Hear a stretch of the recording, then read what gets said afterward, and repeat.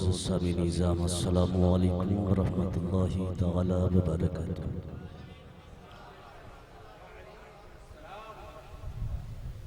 نحمده ونصلي ونسلم على حبيبه الكريم. الحمد لله وكفى والصلاة والسلام على عباده الذين اصطفى. أما بعد فأعوذ بالله من الشيطان الرجيم. بسم الله الرحمن الرحيم.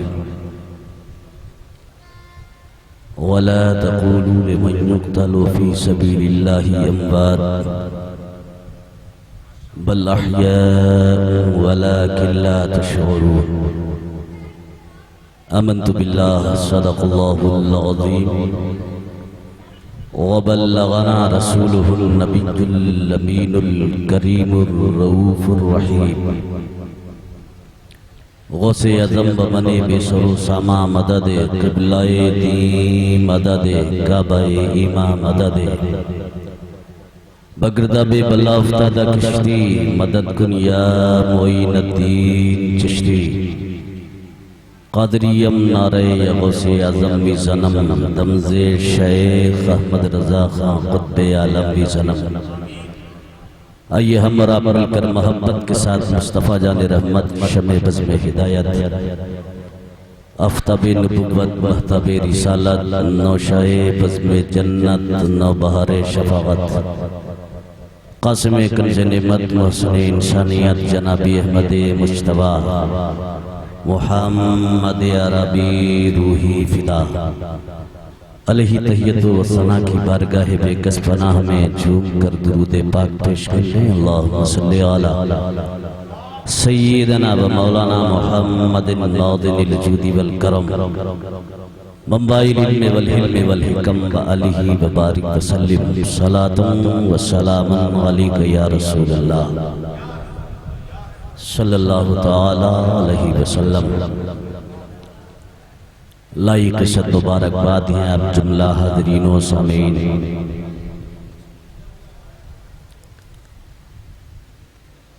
کہ ہم اور آپ ذکر امام حسین میں حاضری کی سعادت حاصل کر رہے ہیں. اللہ رب العزت جل وعلا اس ذکر خیر کو اپنی بارگاہ میں شرف قبولیت عطا فرمائے اور سرکار آقا امام حسین رضی اللہ تعالیٰ عنہ کے فیضان کرم سے ہم سبوں کو مالا مال فرمائے.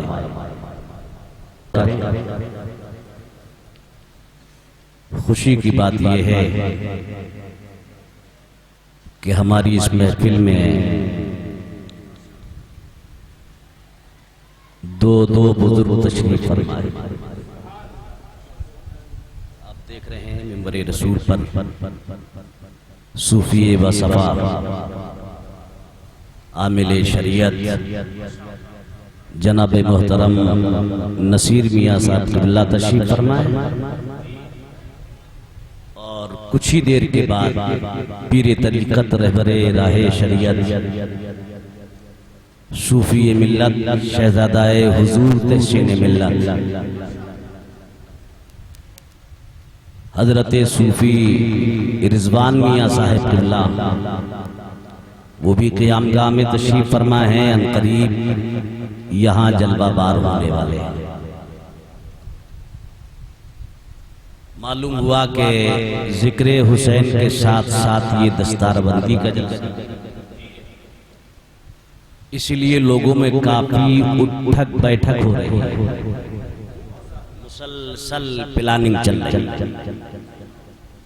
ایسا لگ رہا ہے سب کوئی بہت بڑی مہم سر ہونے والی ہے جس کی تیاری میں لوگ لگے ہوئے ہیں. خیر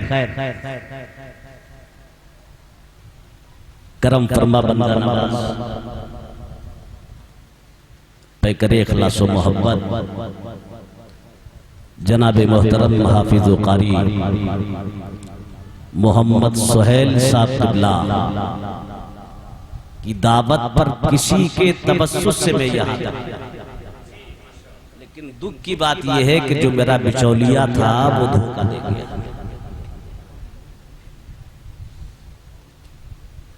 کہ میں پہنچ رہا ہوں، اور جب میں یہاں پہنچ گیا تو کہ حضرت معذرت چاہتا ہوں میں نہیں آیا ہوں۔ خیر کوئی بات نہیں، کوئی عذر رہا ہوگا، کوئی مجبوری رہی جس کی بنیاد پر وہ نہیں آیا۔ ہر سال آتے خطیب گوہر بار حضرت مولانا قاری فاروق رضا صاحب،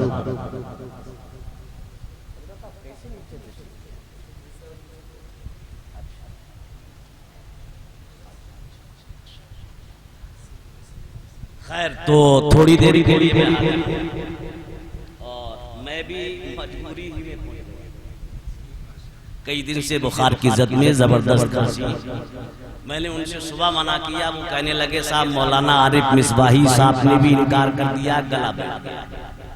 صاحب میری تو بڑی بےزتی ہو جائے گی، جیسے بھی پہنچ جائیں، میں چلیے ہم دیکھتے ہیں۔ اب جب یہاں آئے تو وہ تشریف نہ دارا تھا۔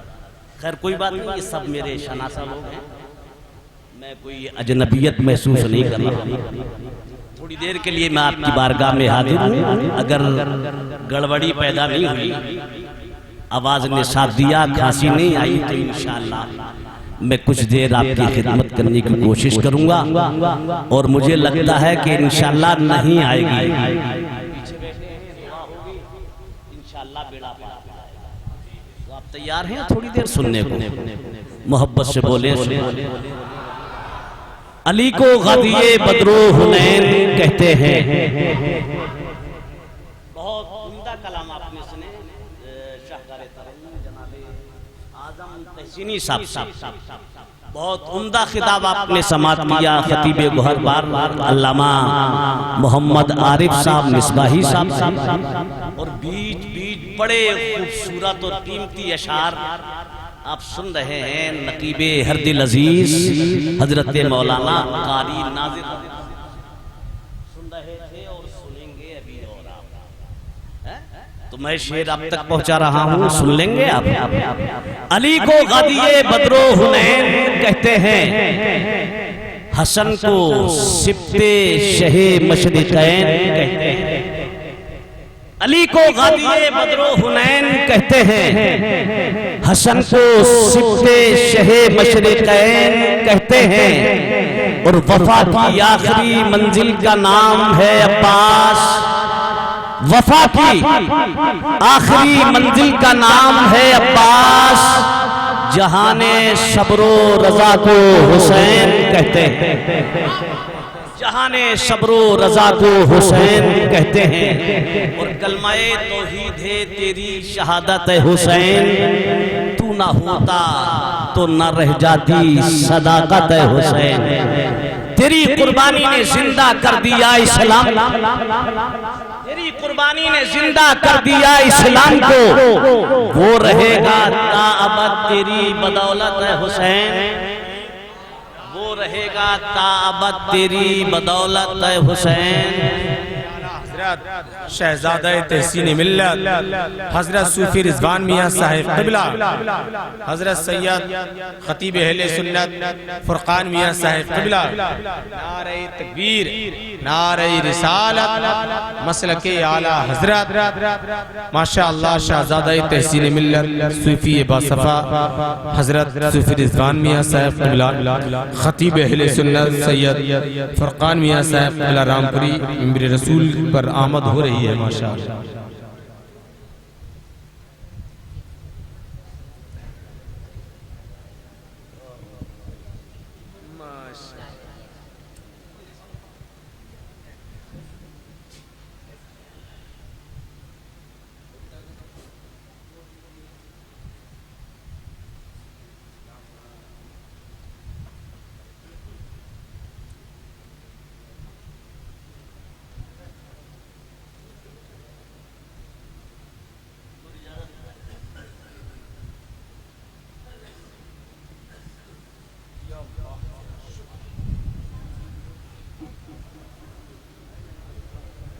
اب آپ بالکل سنبھل کر بیٹھ جائیے۔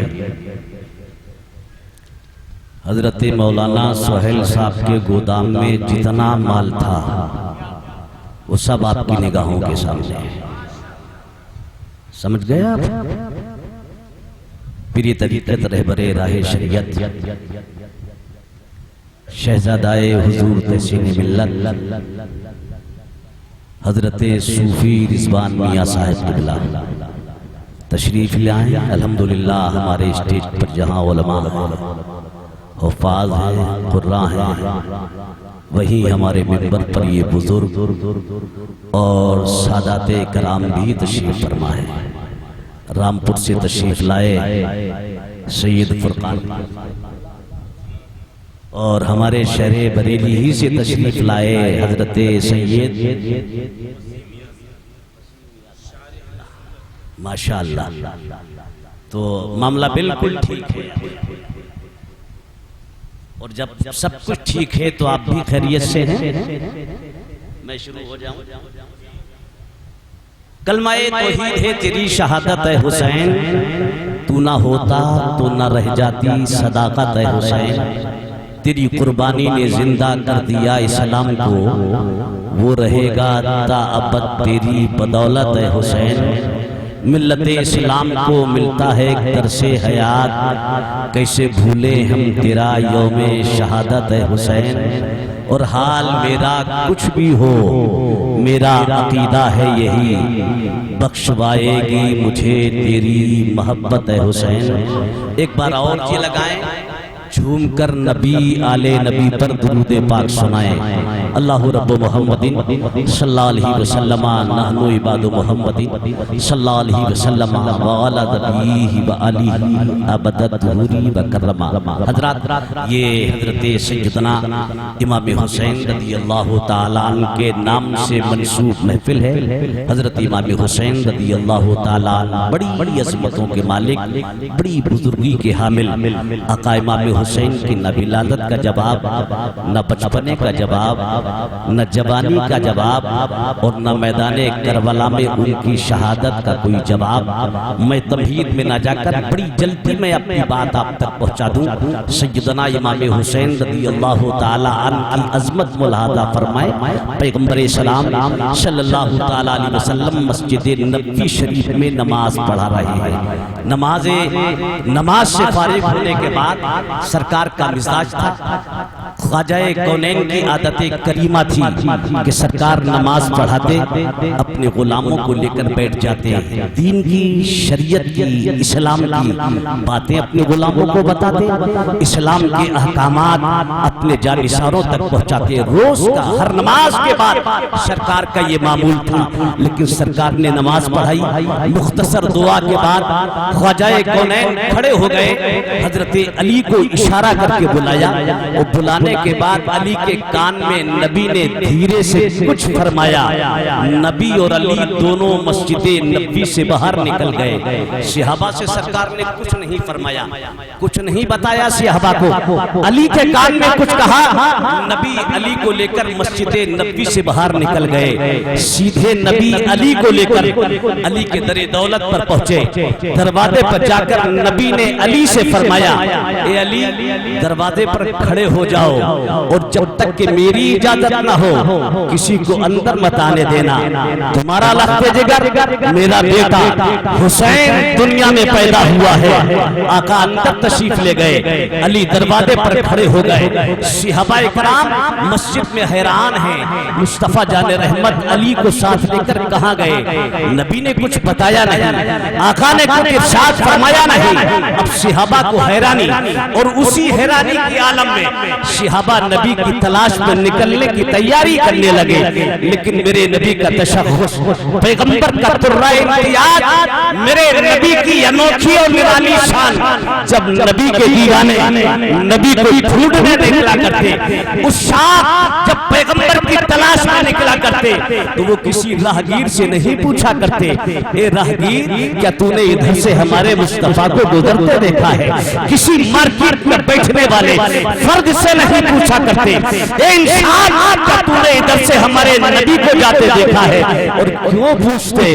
ان کا نبی جن راہوں سے گزرتا تھا اپنی علامت چھوڑتا تھا، اپنی پہچان چھوڑتا تھا۔ میرا پیغمبر جن راستوں سے گزرتا تھا وہ راستے خوشبو سے مہک جایا کرتے تھے، جن گلیوں سے مصطفیٰ کا گزر ہوتا تھا وہ گلیاں خوشبو سے معطر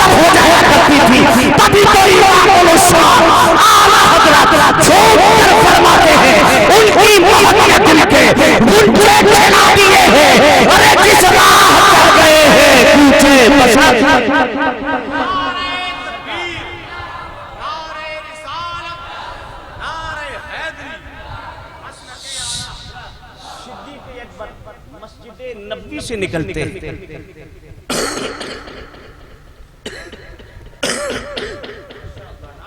اسی خوشبو کے سہارے چلتے چلاتے حضرت علی کے دروازے تک پہنچ گئے.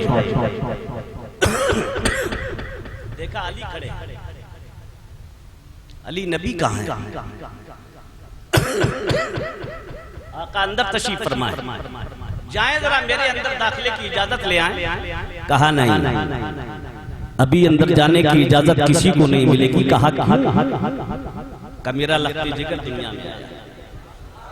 سبحان اللہ، نبی کا نواسہ دنیا میں تشریف لایا ہے. اور اے صدیق اکبر ایک بات اور بتاؤں. کہا بولو.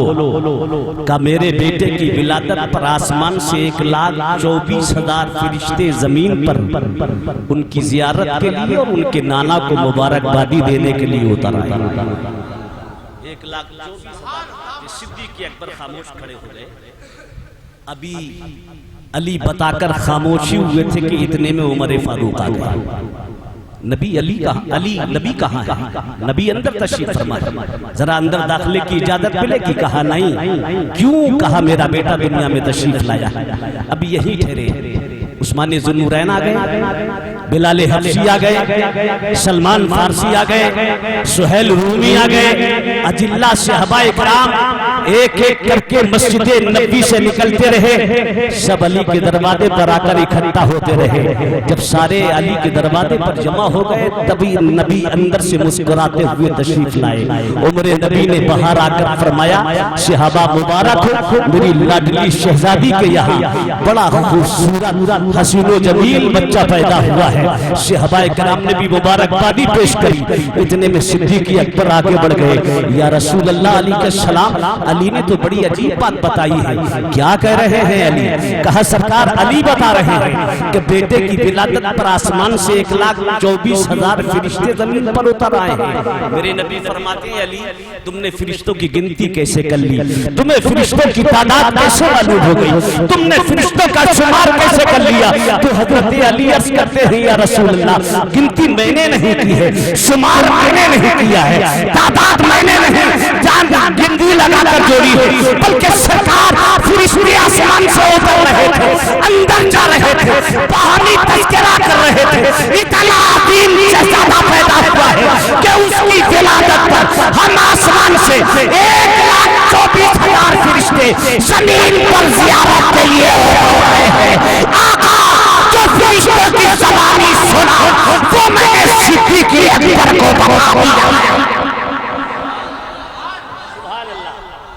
حضرت رسول گرامی وقار اتنا سنتے ہیں، مسکرا کر فرماتے ہیں صدیق علی نے بالکل ٹھیک کہا. 1,24,000 فرشتے آسمان سے زمین پر اتر آئے. لیکن علی صدیق سنو، اس سے زیادہ حیران کن بات میں آپ کو بتاؤں. سرکار سارے غلام ہمتن گوش ہیں. آقا ارشاد فرمائے میرے نبی نے فرمایا ان 1,24,000 فرشتوں میں ایک فرشتہ ایسا بھی آیا. فرشتے ایک ایسے فرشتوں کو بھی لے کر آئے جس کے پر پیر ٹوٹے ہوئے. اس اپاہج فرشتوں کو لا کر فرشتوں نے صحن فاطمہ میں ڈال دیا. جب میں نے اس کی یہ حیات قضائیہ دیکھی تو میں نے فرشتوں سے پوچھا، میں نے اس فرشتے سے پوچھا تمہاری یہ پوزیشن کیوں ہے، تمہارا یہ حال کیا ہے، کیوں ہے؟ تو صدیق اکبر اس فرشتے نے مجھ سے کہا یا رسول اللہ آج سے 700 سال پہلے آسمان دنیا کا دروازہ کھلا تھا. میں نے جھانک کر زمین پر دیکھ لیا تو زمین پر مجھے ایک انسان پڑا دکھائی دیا جس انسان کے ہاتھ بھی کٹے ہوئے تھے، پیر بھی کٹے ہوئے تھے اور وہ لاچاروں مجبور انسان زمین پر پڑا ہوا تھا. جب میں نے اس انسان کو دیکھا ایک خیال پیدا ہوا اور وہ خیال جملوں کی شکل اختیار کر کے میری زبان سے نکل گیا. ایسی زندگی سے موت بہتر جس زندگی میں بھلائی نہ ہو، اتنا جملہ میری زبان سے نکلنا تھا. میرے پر قطر دیے گئے، ہاتھ ٹوٹ گئے، پیر ٹوٹ گئے، اٹھا کر مجھے جزیرے میں ڈال دیا گیا. 700 سال سے اسی جزیرے میں پڑا ہوں، تڑپتا ہوں، روتا ہوں، گریہزاری کرتا ہوں، معافی تلافی کرتا ہوں، لیکن ابھی تک مجھے معاف نہیں کیا گیا۔ ایک جملہ میری زبان سے نکلا، ایسی زندگی سے موت بہتر جس زندگی میں بھلائی نہ ہو۔ جملہ بولا تھا، اس جملے میں کہیں معمولی سی ناشکری تھی، وہ تو اللہ بہتر جانتا ہے کس میں بھلائی ہے۔ ہاتھ دے اس کی مرضی، پیر دے اس کی مرضی، تندرستی دے اس کی مرضی۔ بندے پر لازم ہے کہ ہر حال میں وہ اپنے مولا کا شکر ادا کرے۔ اللہ غریبی دے شکر ادا کرو، اللہ امیری دے شکر ادا کرو، اللہ دبنگری دے شکر ادا کرو، اللہ محتاجی دے شکر ادا کرو، رہنے کو بنگلہ دے شکر ادا کرو، رہنے کو جھوپڑا دے شکر ادا کرو، اللہ تندرستی دے شکر ادا کرو، اللہ بیماری دے شکر ادا کرو، اللہ اولاد دے شکر ادا کرو، اللہ بھی اولاد رکھے شکر ادا کرو۔ بندے پر لازم ہے کہ ہر حال میں اپنے مولا کا شکر ادا کرے، اور جو بندہ مولا کا شکر گزار بن جاتا ہے وہی بندہ اللہ کا محبوب ہو جاتا ہے، اس کا دوست۔ ہر حال میں بندے پر لازم ہے کہ وہ اللہ کا شکر ادا کرے۔ فرشتہ عرض کرتا سرکار 700 سال سے اسی جزیرے میں پڑا، شہزادے کی ولادت ہوئی، فرشتے آ رہے تھے، میں نے کہا مجھے بھی لے چلو، ہو سکتا ہے حسین کا صدقہ مجھے بھی مل جائے۔ فرشتے لے آئے ہیں، شہن فاطمہ میں ڈال دیا ہے۔ سرکار اللہ کی بارگاہ میں شہزادے کے تبسم سے میری سفارش فرما دی۔ اللہ کے رسول فرماتے صدیق میں نے ہاتھوں کو بارگاہ مولا میں اٹھایا، دعا کی، ہاتھ ابھی نیچے نہ پائے تھے، جبریل امین آ گئے، یا رسول اللہ رب فرماتا ہے کہ میرے حبیب سے کہہ دو، حبیب اپنے نواسے کا ننھا ہاتھ پکڑ کر فرشتے کے بدن سے لگا دیں، فرشتہ تندرست ہو۔ صدیق اکبر میں نے نواسے کا کمسن ہاتھ پکڑ کر فرشتے کے بدن سے لگایا،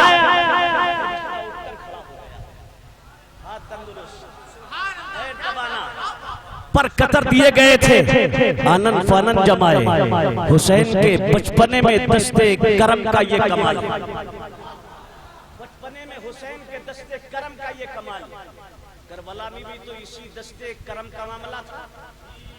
ارے بولو یار، کربلا میں ہاتھی کا مسئلہ تو تھا، یزید نے حسین سے حسین کا ہاتھی تو مانگا تھا، گھر تو نہیں مانگا، پروپرٹی تو نہیں مانگی، ملکیت و میراث کا مطالبہ تو نہیں، حسین اپنا پاک ہاتھ میرے ہاتھ پہ دے دو، کیونکہ یزید جانتا تھا حسین کا ہاتھ بڑے کمال کا ہاتھ ہے، حسین کا ہاتھ بڑی خوبیوں والا ہاتھ ہے، اگر حسین کا ہاتھ مجھے مل گیا تو پھر نظام اسلام میں دخل کا پورا موقع مل جائے گا، نظام اسلام میں توڑ پھوڑ کرنے کا موقع مل جائے گا، ہر غلطی کے لیے حسین کا ہاتھ سند بن جائے گا۔ جدید نے کہا حسین اپنا ہاتھ دو، آقا حسین نے فرمایا یزید سن، یزید نوازو سنو، یہ کسی ایرا غیرہ کا ہاتھ نہیں، کسی چلتے پھرتے کا ہاتھ نہیں، یہ ہاتھ وہ ہے جسے میرے نانا مصطفیٰ چوما بھی کرتے تھے اور سونگا بھی کرتے تھے،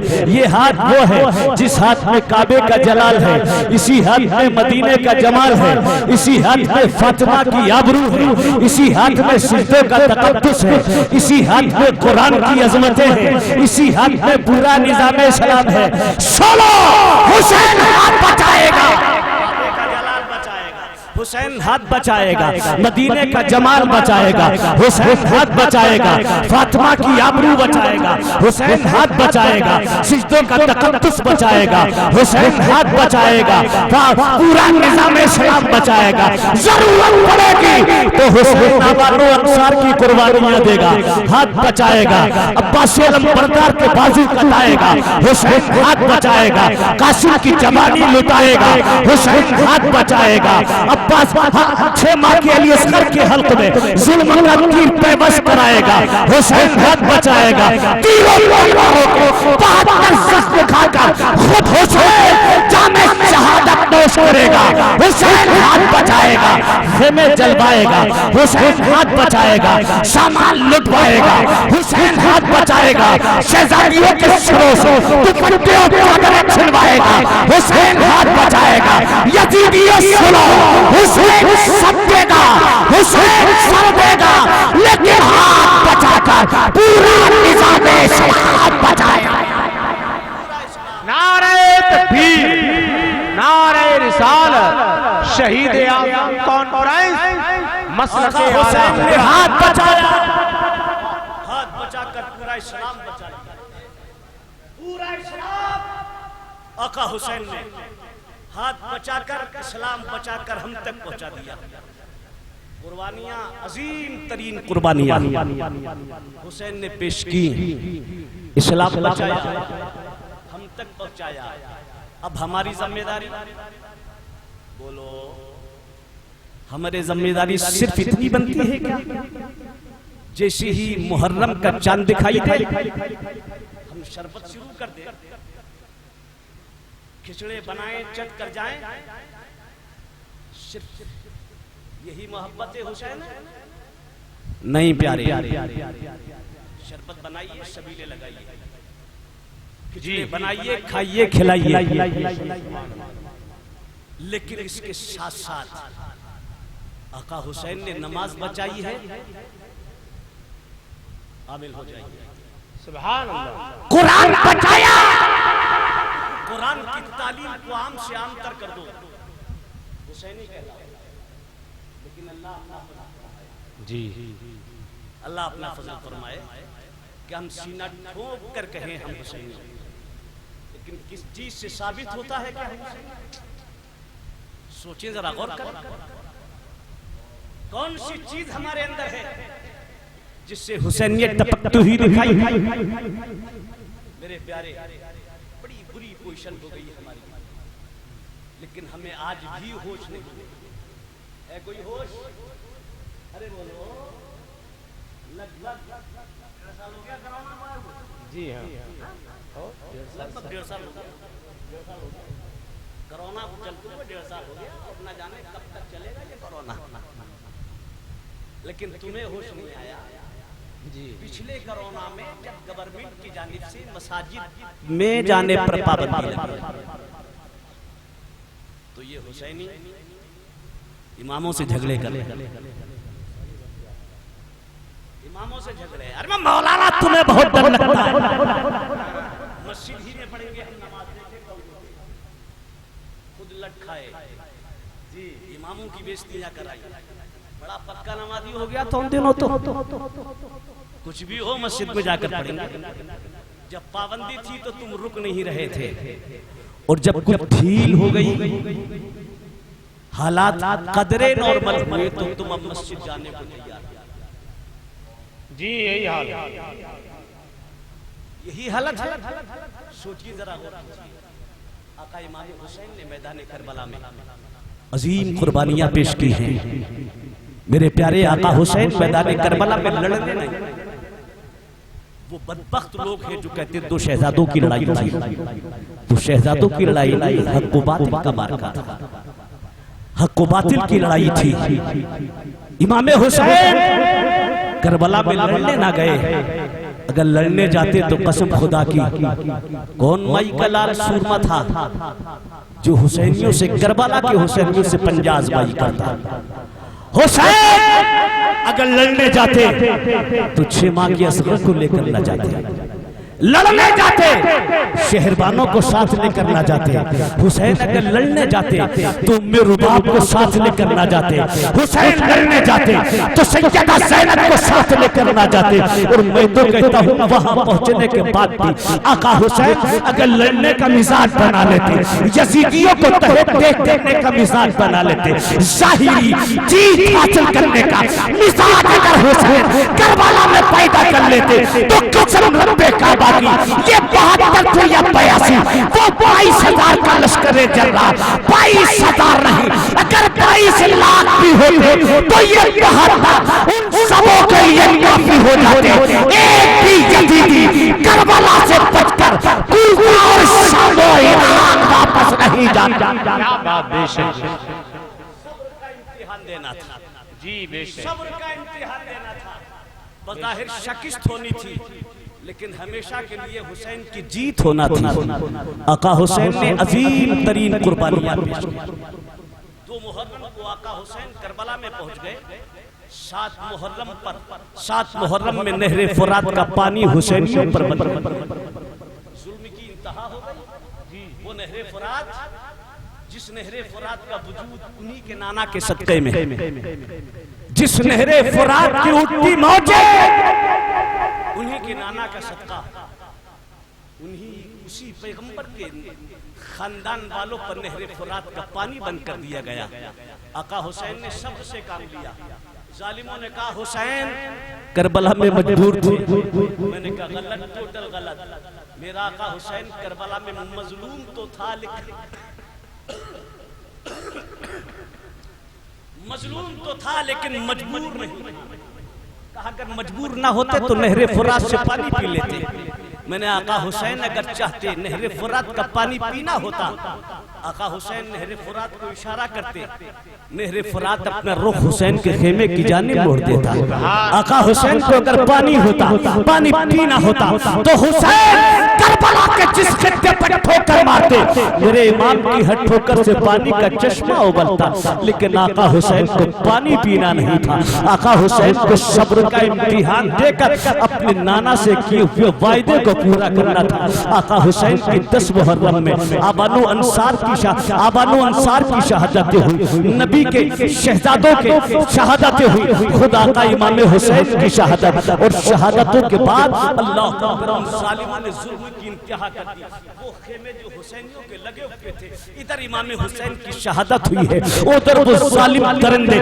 یزیدی بھیڑیے ان خیموں پر ٹوٹ پڑے خیموں سے ساز و سامان لوٹا گیا خیموں کو جلایا گیا ایک خیمے کو آگ لگائی گئی اس خیمے کی بچیاں بیٹیاں مصطفیٰ کی نواسیاں مصطفیٰ کی اس خیمے سے نکل کر دوسرے خیمے میں دوسری خیمے کو جلایا گیا اس سے نکل کر تیسرے خیمے میں یکے پاتی گرے سارے خیموں کو نور آتش کر دیا گیا سامان لوٹ لیا گیا سروں سے چادریں دوپٹے اتار لیے گئے حد تو یہ ہو گئی 7 سالہ سکینہ کے کانوں میں جو بالیاں تھی ظالم یزیدیوں نے تماچے مار کر اس لگنی سکینہ کے کانوں سے بالیاں بھی اتار لی اب مصطفیٰ کی شہزادیاں نواسیاں بیٹیاں کھلے آسمان کے شامیانے کے نیچے ایک پھٹی کنات کو اپنے سروں پر ڈالے ہوئے سر جھکائے بیٹھے اللہ اکبر اللہ گھر میں ایک موت ہوتی ہے عجب عالم ہوتا ہے جبکہ وہاں پر سینکڑوں سمجھانے والے تسلی دینے والے ہوتے لیکن کربلا میں کون تھا مصطفیٰ کی بیٹیوں نواسیوں کو تسلی دینے والا کون تھا انہیں دلاسا دینے والا لیکن وہ ہیں کہ صبر کا دامن پکڑے کھلے آسمان کے شامیانے کے نیچے کربلا کی اس ریگستانی زمین پر بیٹھی ہوئی ہے شہیدوں کے خونوں کے دھبے وہاں جمے ہوئے ہیں اللہ اکبر دن جیسے تیسے گزرا ہے رات آئی ہے رات کا سناٹا ہو کا عالم درندوں کی بھیانک آواز بچوں کو تسلی دے کر سلایا جاتا ہے جیسی بچوں کی آنکھ لگتی ہے اتنے میں کوئی بھیانک آواز جانور کی پیدا ہوتی ہے بچے کی اللہم صلی علی سیدنا و مولانا محمد و بارک وسلم نعرہ تکبیر نعرہ رسالت نعرہ حیدری شہید اعظم کانفرنس مسلک اعلی حضرت مدرسہ اصلاح ملت نعرہ تکبیر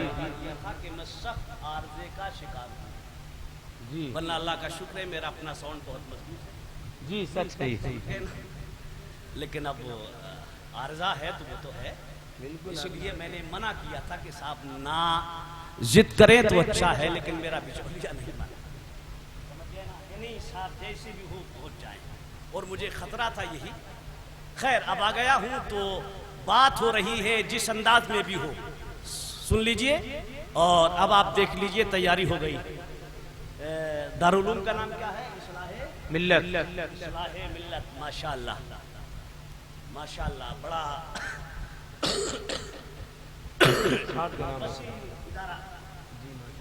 حضرت مولانا حافظ و قاری سہیل صاحب جی ماشاءاللہ بنایا ہے، کافی دنوں سے شناسائی ہے، لیکن ان کے ان سب معاملات تک آج میں پہلی مرتبہ پہنچا ہوں۔ بڑی خوشی ہوئی، اللہ اس ادارے کو دن دونی رات چوگنی ترقی عطا فرمائے۔ تو مدرسے کی دستار بندی بھی ہے،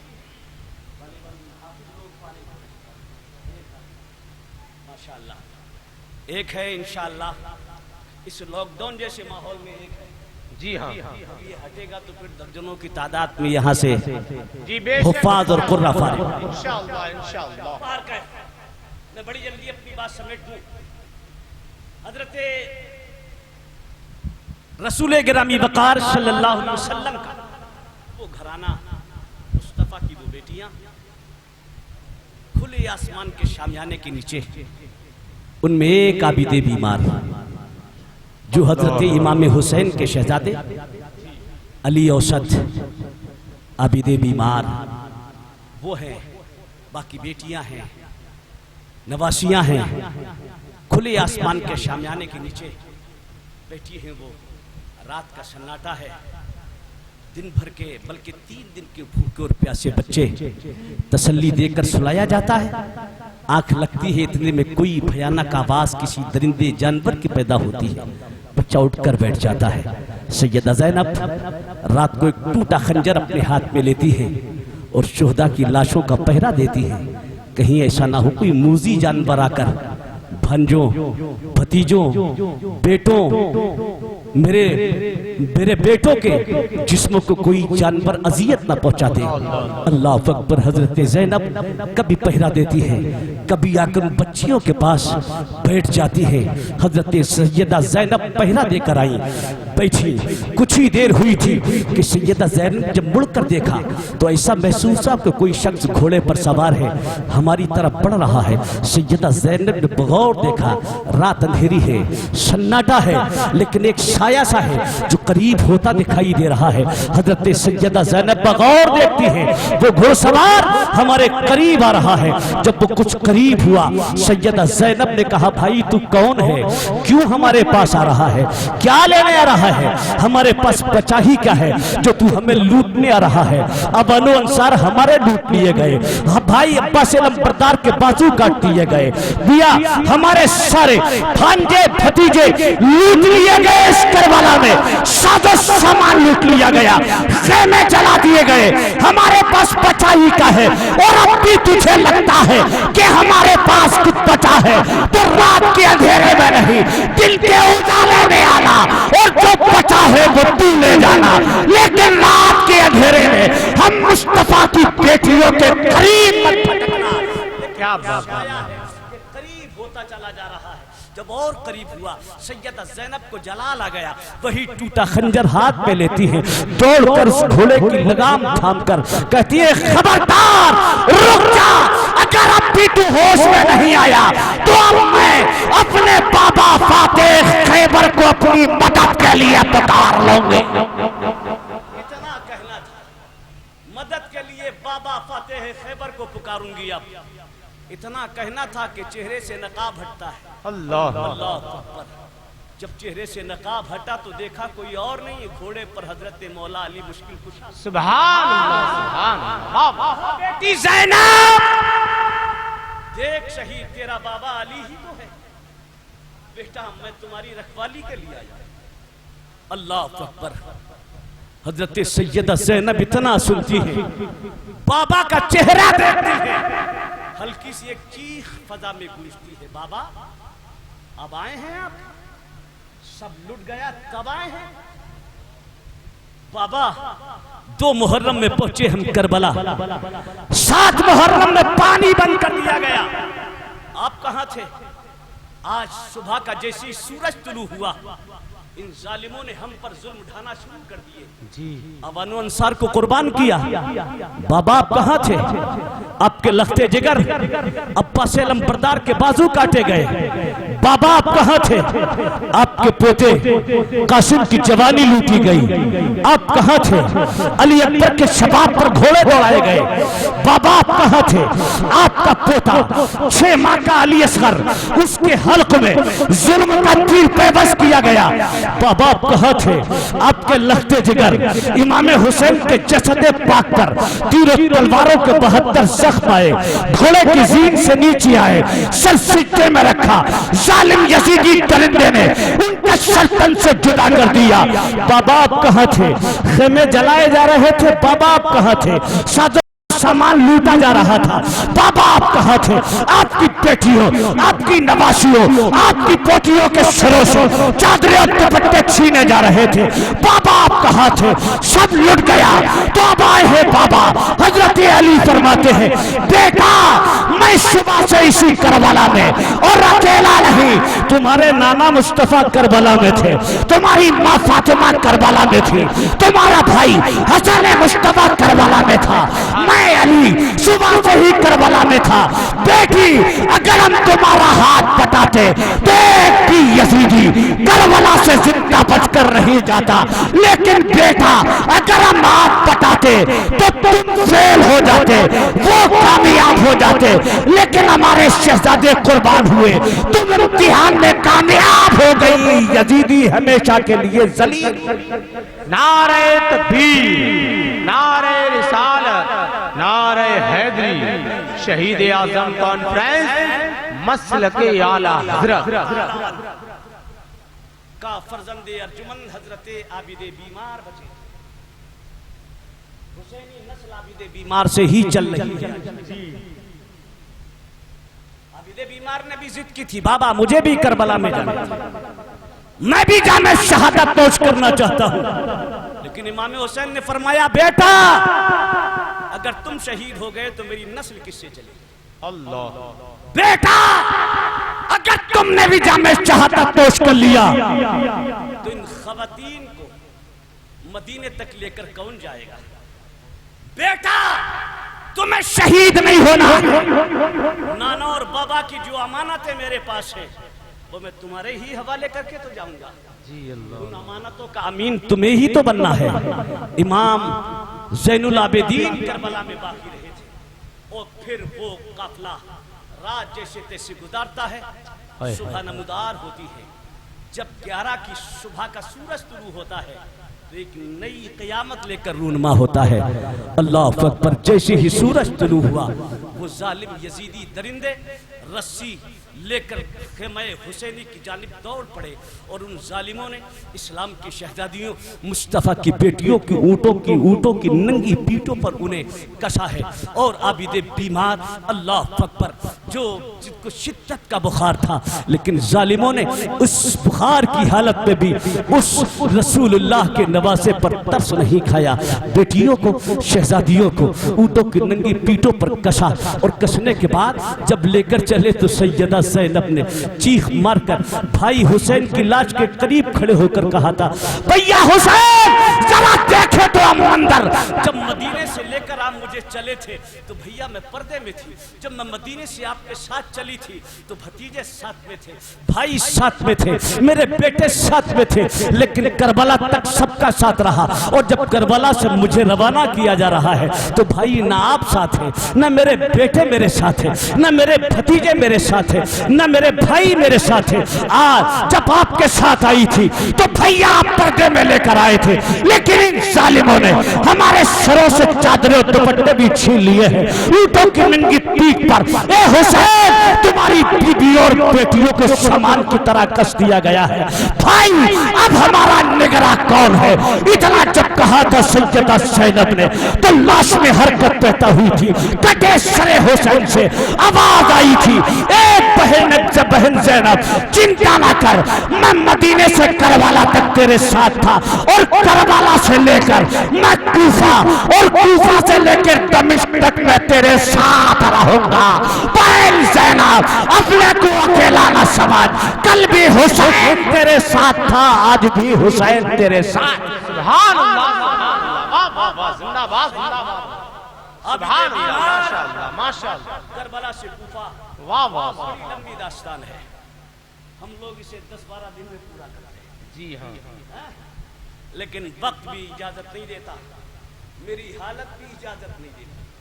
پھر کبھی انشاءاللہ ٹھیک ماحول میں مولانا سہیل صاحب نے خدمت کا موقع دیا بغیر بچولیا کے، تو انشاءاللہ سمجھ گئے نا۔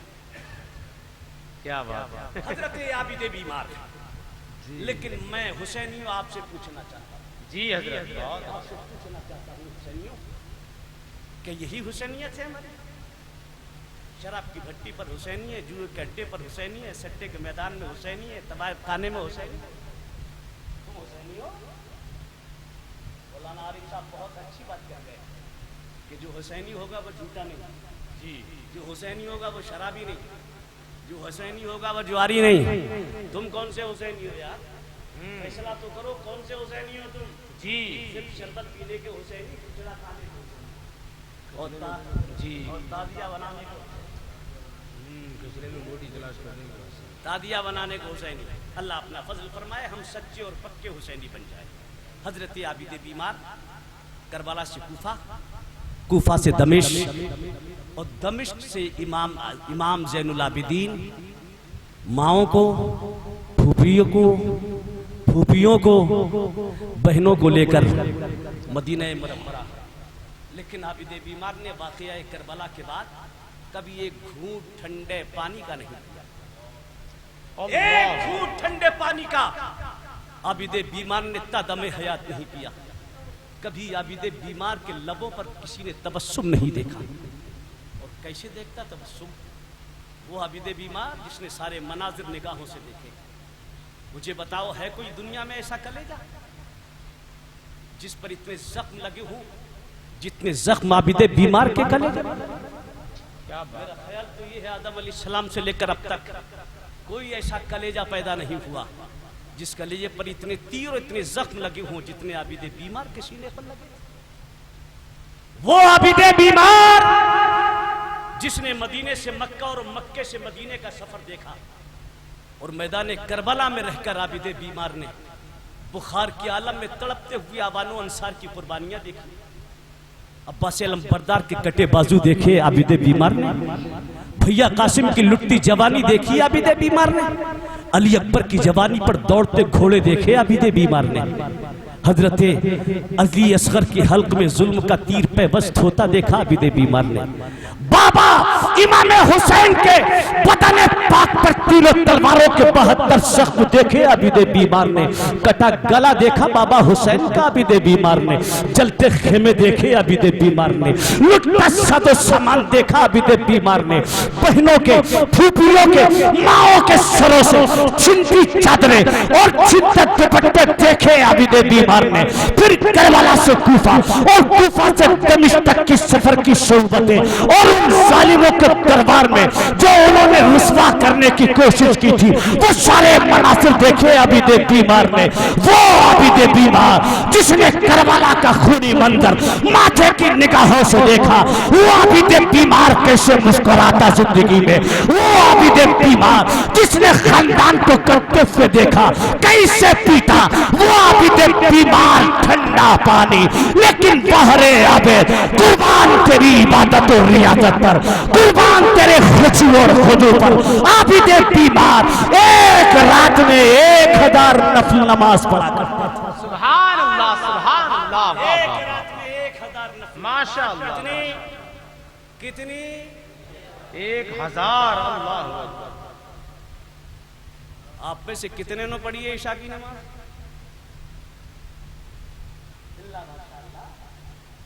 گنتی کے چند ہی ہوں گے جو نماز پڑھ کر حسین کے جلسے میں اور اصلاح ملت دارالعلوم میں بیٹھے۔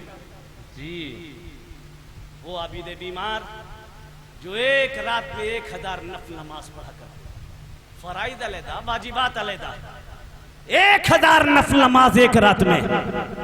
میرے پیارے کچھ تو ان کی محبت کا حق ادا کرو.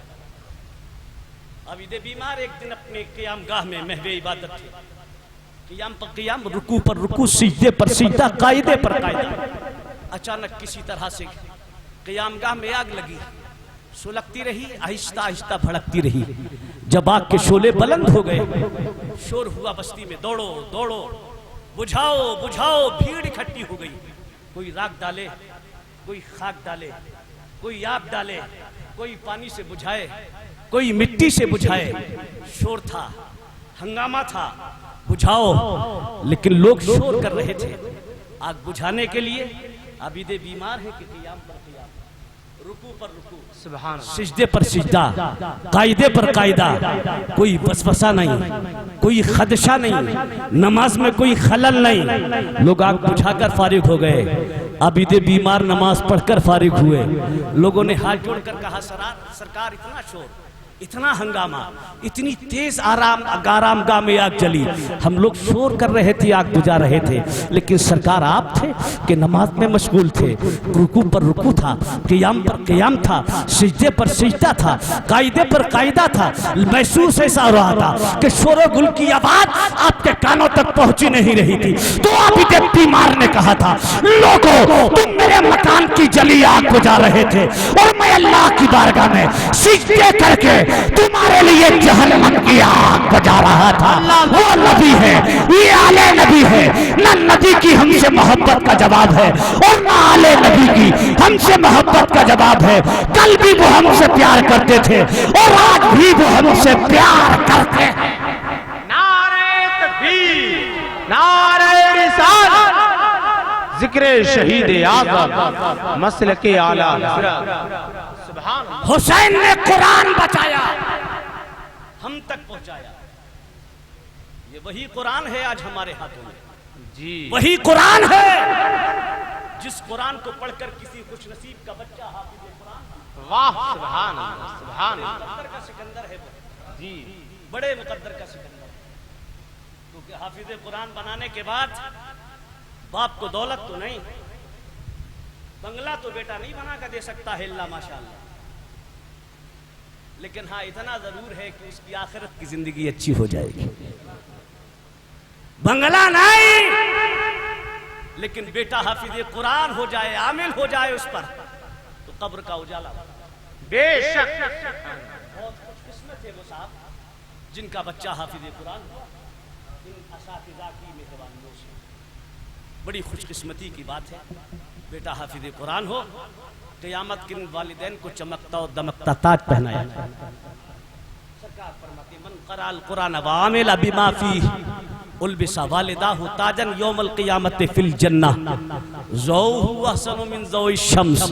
نبی فرماتے جس نے قرآن پڑھا اور اس پر عمل کیا، آقا فرماتے قیامت میں اس کے والدین کو ایسا چمکتا دمکتا تاج پہنایا جائے گا جس تاج کی روشنی چاند و سورج کی چمک و دمک سے زیادہ تیز ہوگی.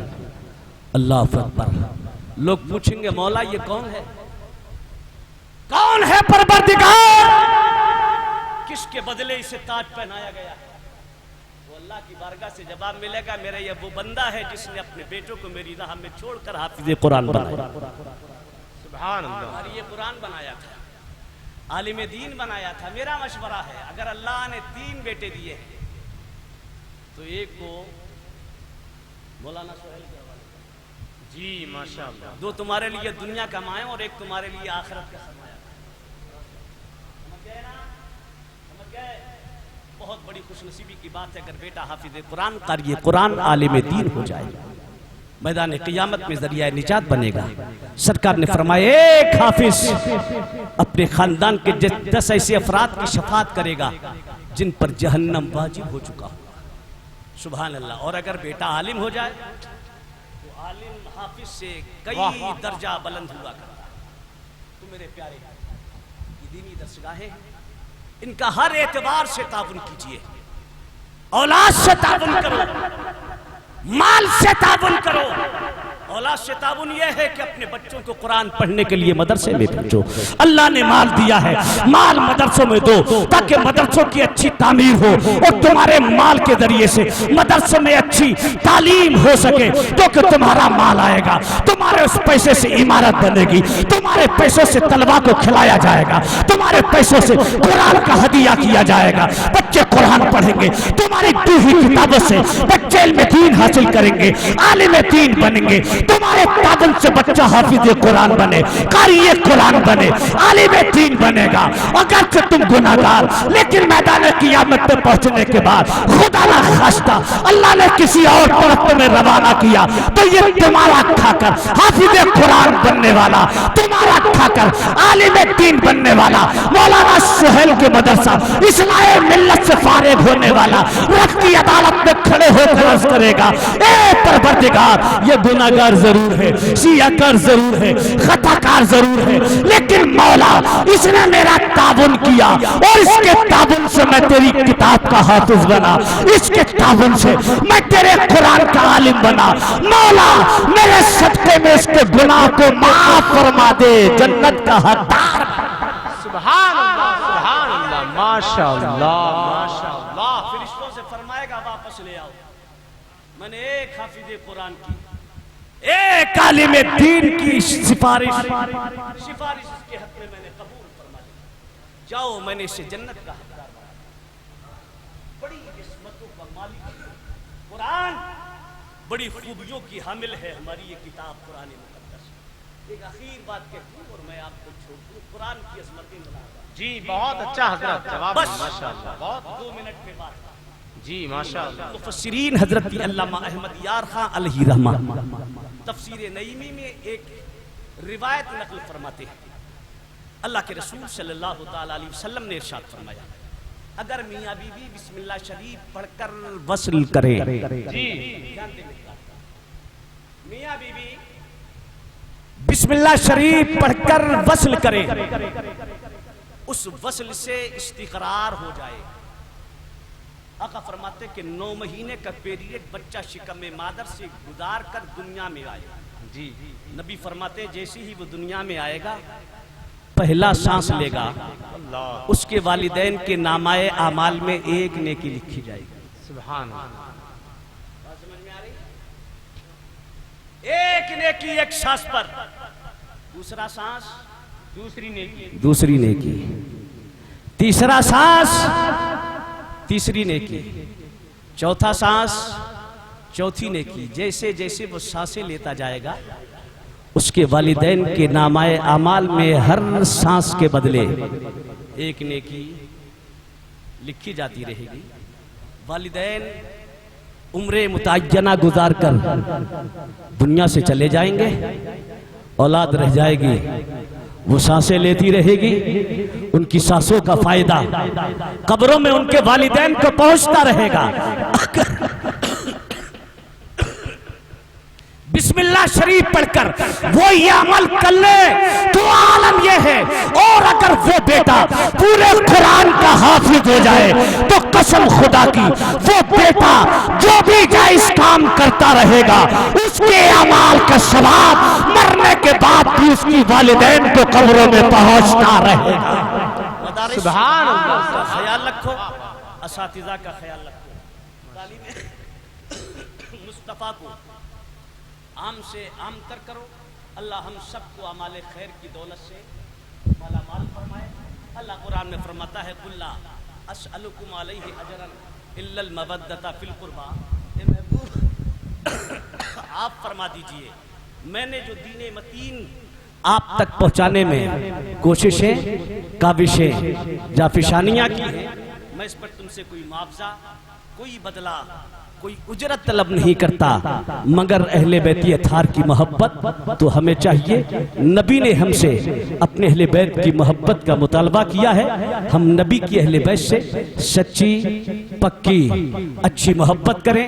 ان کی محبت دنیا میں بھی ہمارے کام آئے گی اور دنیا سے جانے کے بعد بھی انشاءاللہ ہمارے کام آئے گی. شاعر کہتا ہے, علی کو غازی بدر و حنین کہتے ہیں, حسن کو سبط سکتے شہ مشرقین کہتے ہیں، وفا کی آخری منزل کا نام ہے عباس، جہان صبر و رضا کو حسین کہتے ہیں، قتل حسین نسل میں مرگ یزید ہے، اسلام زندہ ہوتا ہے ہر کربلا کے بعد۔ اللہ پہلے مجھے اور بعد میں آپ کو میری کہی باتوں پر عمل کی توفیق عطا فرمائے۔ مولا کریم میرے بولنے میں سہون، قصدن، عملاً، عمدن، لفظاً کوئی غلطی ہوئی ہو اس کو اپنی رحمت کاملہ سے معاف فرما۔ استغفر اللہ ربی من کل ذنب و اتوب الیہ۔ بلند آواز سے میرے ساتھ مل کر کلمہ شریف پڑھیں، لا الہ الا اللہ محمد الرسول اللہ۔ گلشن رہے گا، پھول کھلیں گے، زندگی رہی تو انشاءاللہ پھر ملیں گے۔ زندہ باد اسلام، زندہ باد مسلکی اعلیٰ حضرت، پائندہ باد وما علینا الا البلاغ۔ السلام علیکم ورحمۃ اللہ۔